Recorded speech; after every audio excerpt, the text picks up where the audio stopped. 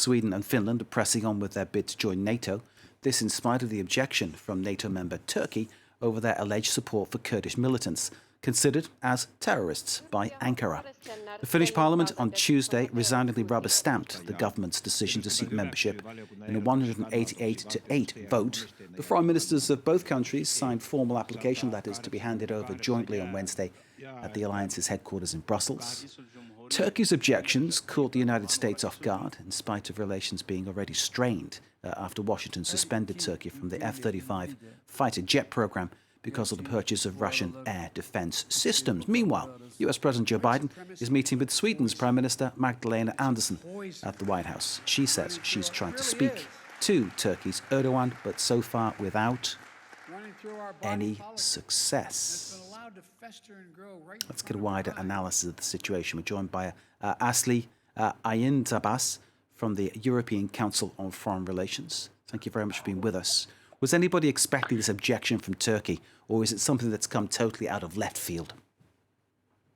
Actually, it has come out of the blue.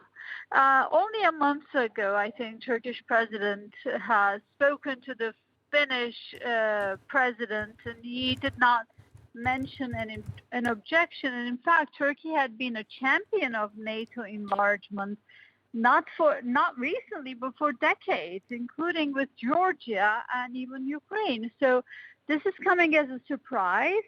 And it's also a situation in which I think Erdogan first said he doesn't have a positive view on this on Friday, and later on Turkish officials were scrambling to actually put some solid demands into the president's statement.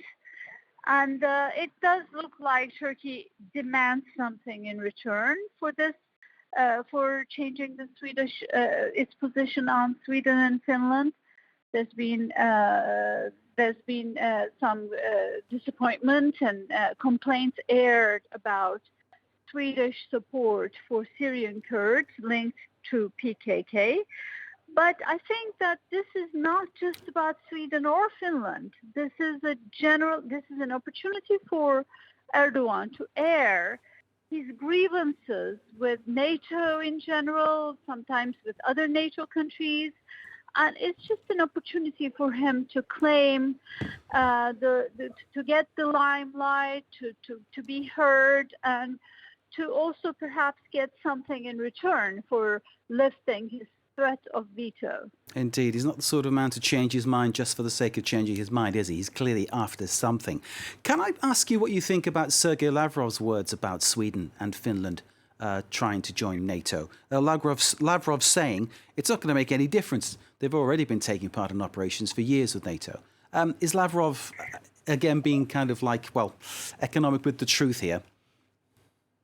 I think Lavrov is speaking with the comfort of knowing that Turkey is already objecting to this and will drive a hard bargain. So Russia doesn't have to get out there and cry out about this. Russians certainly consider this to be a problem. It's not something they would like. Although, yes, formally Sweden and Finland have been part of the transatlantic alliance. It's something else for them to be in NATO proper. But I think that Lavrov is always very diplomatic and is always very astute in his statements. And he has spoken with Turkey in mind, in the sense that Turkey is already objecting to this situation. So Russia doesn't have to come out and repeat that. In other words, Russia can be magnanimous and roll its eyes and say it's nothing to Russia. Indeed, magnanimous, not a word many people would use about Russia, I don't think, right now. Thank you very much indeed, Aslı Aydıntaşbaş from the European Council on Foreign Relations, for giving us that insight, that analysis on the issue, and of course we'll watch it all develops. Thank you very much indeed.